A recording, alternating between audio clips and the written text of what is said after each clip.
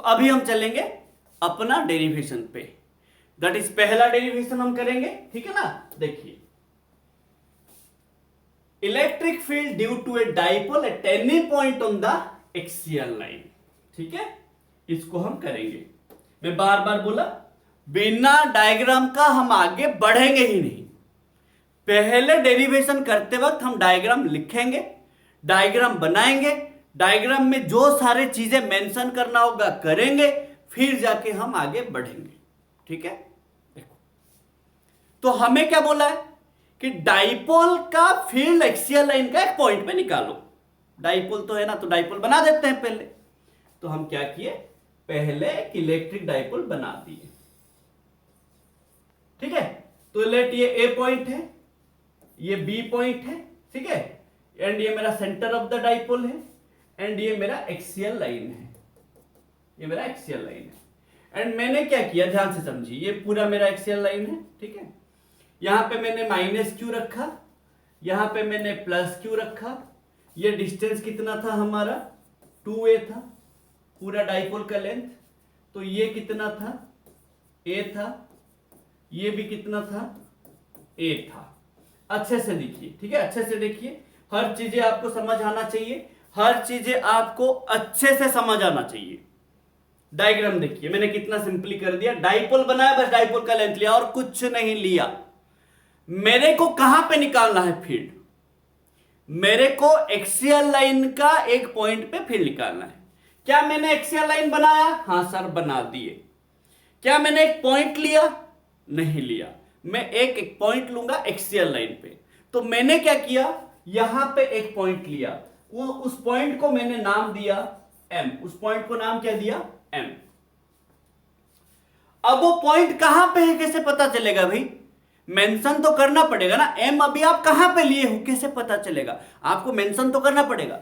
तो मैंने बोला कि जो एम पॉइंट हो एक्सियल लाइन में तो है ही, बट एक्सियल लाइन का कहां पे है ना, एक ऐसा पॉइंट है जो सेंटर से, अगर हम देखो मेंशन कर देंगे कि जहां पे हम फील्ड निकाल रहे हैं वो सेंटर से इतना दूरी पे है, इजी होगा ना। तो हमने क्या करा, ये सेंटर से ये जो पॉइंट, ये पॉइंट क्या है, consideration point on the axial line, जहां पे हम फील्ड निकालना चाहते हैं। एम क्या है, M is the consideration point on the axial line where we wish to find the total electric field intensity due to the dipole. समझ रहे ना मेरा बात को। तो मैंने एम पॉइंट को लिया, तो एम कहां पे है ना, M is the point, M is the consideration point which is r distance away from the center of the dipole। तो r distance away from the center of the dipole, तो ये r क्या है, r is the distance कहां से कहां तक ना, सेंटर ऑफ द डाइपोल से पॉइंट ऑफ कंसिडरेशन तक। जो पॉइंट ऑफ कंसिडरेशन हमारा कहां पे है ना, एक्सियल लाइन का डाइपोल का एक्सियल लाइन के ऊपर है।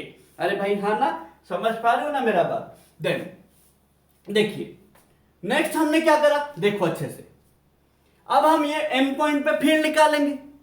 अब आपको क्या बोला गया था, एक पॉइंट पे फील्ड कौन कौन देगा ना, एक पॉइंट पे फील्ड उसी पॉइंट के चारों तरफ जो जो चार्जेस होंगे वो सारे के सारे देंगे।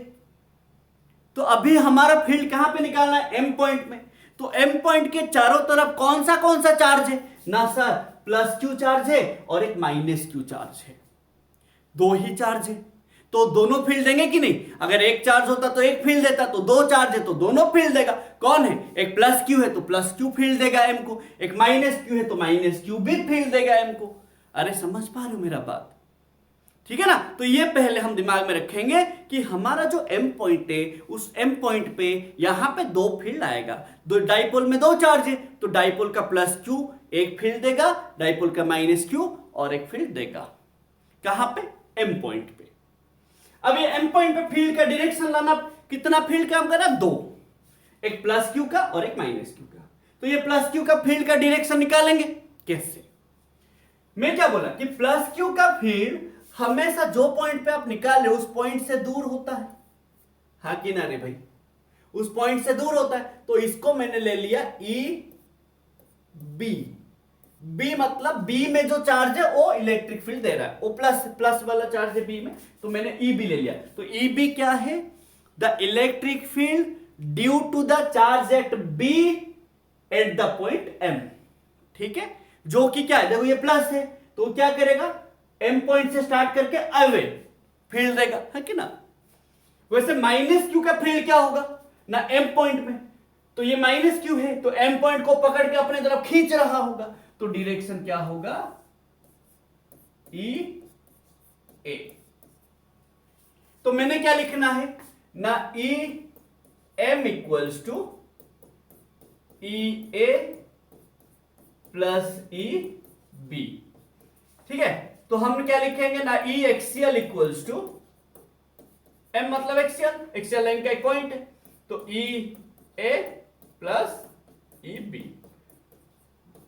अभी हमें ये दोनों का वैल्यू लाने हैं, फिर यहां पे डाल के सिंप्लीफाई करने, और कुछ नहीं करना। अरे भाई कुछ समझ पा रहे हो मेरा बात? अभी ना हमें सुनो, अरे ई ए ई बी समझ गए, डायरेक्शन समझ गए, बहुत इंपॉर्टेंट है। डायरेक्शन नहीं समझेंगे कुछ नहीं होगा, डायरेक्शन ही समझना है भाई।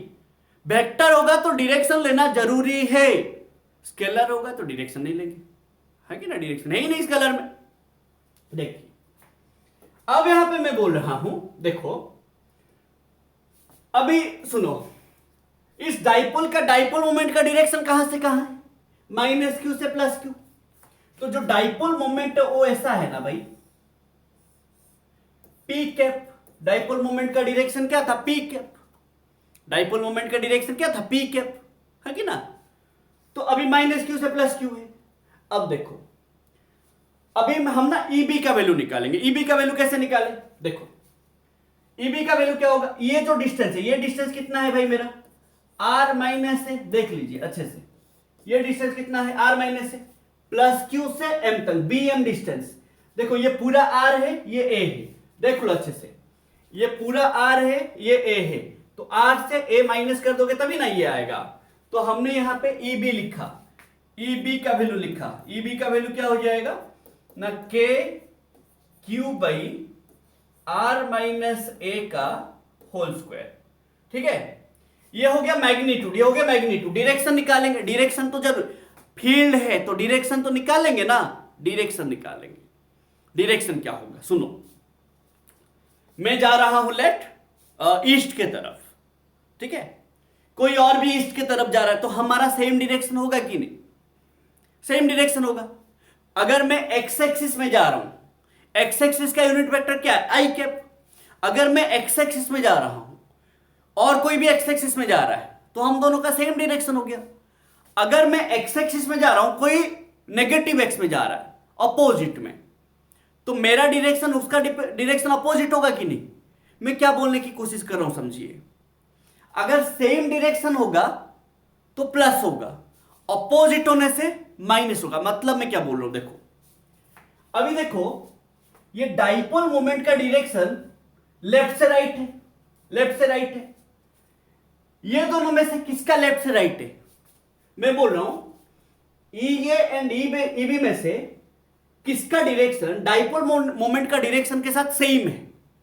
सर ई बी का, देखो पी कैप जो है लेफ्ट से राइट जा रहा है, एरो को देखो लेफ्ट से राइट जा रहा है। ई बी क्या हो रहा है, देखो ओ बी उधर एरो है कि ना। तो यहां पे पी कैप का डायरेक्शन ईबी का डायरेक्शन सेम है, सेम है। तो मैं क्या लिख सकता हूं कि ईबी किधर जा रहा है ना, जिधर डाइपोल मोमेंट है उधर ही ईबी का डायरेक्शन है ना। नहीं बोल समझ रहे हो, अरे भाई मेरा बात समझ रहे हैं, ठीक है ना। जिधर डाइपोल मोमेंट है उधर ही ईबी का डायरेक्शन है, इसीलिए मैंने प्लस पी कैप लिख दिया।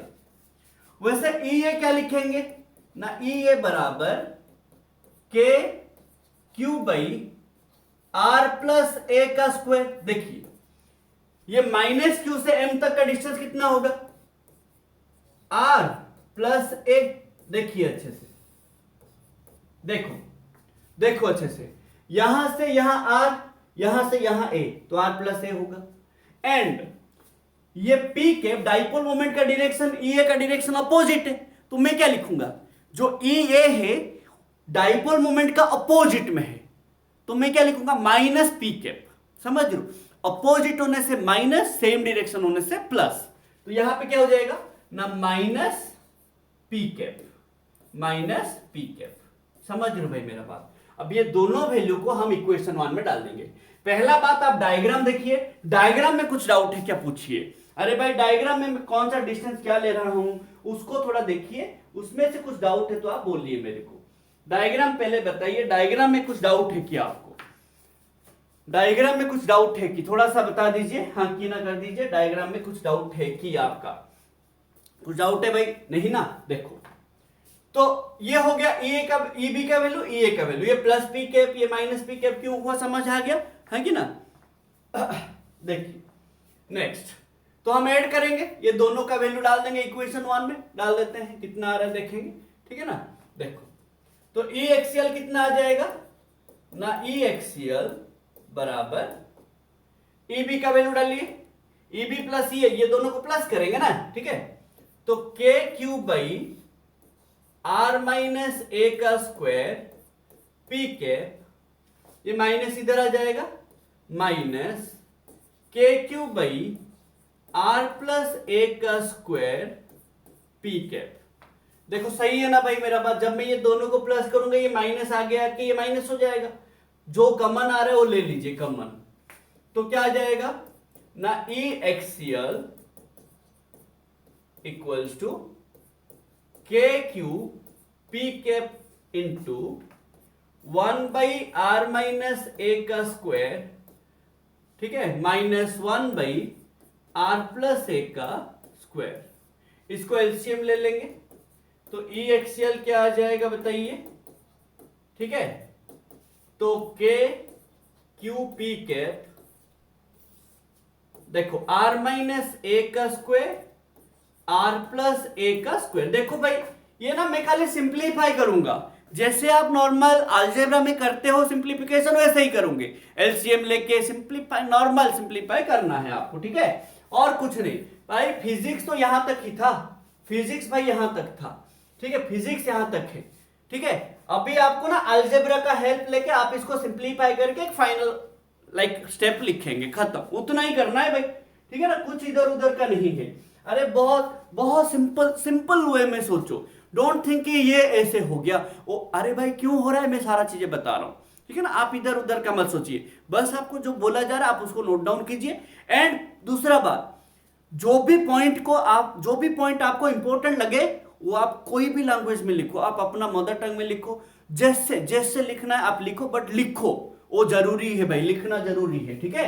देखो तो यहां पे क्या आ जाएगा बताइए ना, ई एक्सियल, ठीक है? ई एक्सियल क्या आ जाएगा, इसको सिंप्लीफाई कर देंगे, इसको मैं लिख छोड़ दिया, तो ये आर प्लस ए का square minus are minus A का स्क्वायर, ठीक है? इसको देखो a प्लस बी का होल स्क्वायर माइनस ए माइनस बी का होल स्क्वायर करेंगे। सुनो यहां पे a प्लस बी का होल स्क्वायर माइनस ए माइनस बी का होल स्क्वायर है, इसको सिंप्लीफाई करोगे तो 4ab आएगा, a के जगह पे r है, b के जगह पे a है, ठीक है? तो यहां पे क्या हो जाएगा बताइए, मैं इसको डायरेक्ट लिख दूं ना, चलेगा? ठीक है, डायरेक्ट लिख देता हूं, ठीक है ना? डायरेक्ट थोड़ा सा लिख देते हैं, ठीक है? इसका आ जाएगा 4ar डिवाइडेड बाय, इसको वैसे देखो मैं यहां पे नहीं तो कर देता हूं, ठीक है? देखो नीचे कौन है, r माइनस ए का स्क्वायर r प्लस ए का स्क्वायर, ऐसा है ना? नीचे देखो नीचे, तो ये r minus A into R plus है, एक इधर से लिया, फिर और भी वैसे एक एक बचा होगा, तो इसका क्या हो जाएगा R square minus A square, इसका भी वैसे हो जाएगा R square minus A square, तो दोनों क्या हो जाएगा R square minus A square का स्क्वायर, ठीक है? अरे भाई क्लियर ना? तो यहां पे क्या लिख देंगे, R square minus A square का स्क्वायर, ये आंसर है, ये आपका फाइनल आंसर है भाई, ये आपका फाइनल आंसर है, ये डेरिवेशन का फाइनल आंसर है।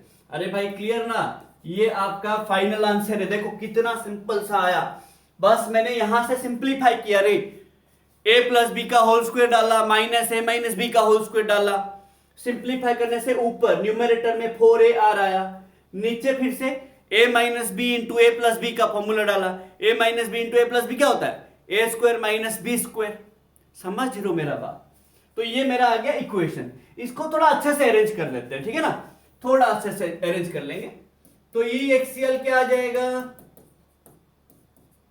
बराबर के, देखो के रहा, ये क्यू को अंदर ले लेते हैं, क्यू को अंदर ले लेते हैं, क्यू इंटू 2a, देखो यहां पे 4a है, 4a है, क्यू इंटू 2a मैंने करा, इसको ब्लॉक कर दिया, यहां पे 2a गया ना, तो और 2r बचा है, divided by R square minus A square का स्क्वायर इंटू पी कैप। ठीक है, हमने क्या पढ़ा, P equals to Q into 2a, याद है ना, डाइपोल मोमेंट, डाइपोल मोमेंट का वैल्यू क्या था, Q इंटू 2a, है कि ना, डाइपोल मोमेंट का वैल्यू क्या था, Q इंटू 2a, अरे है ना, देखिए, तो यहां पे डाल दीजिए, यहां पे डाल दीजिए, तो क्या आ जाएगा बताइए, यहां पे Q into 2a dipole moment, तो E एक्सियल क्या आ जाएगा ना, K, ये P है तो 2PR, 2PR divided by R square minus A square का स्क्वायर इंटू पी कैप।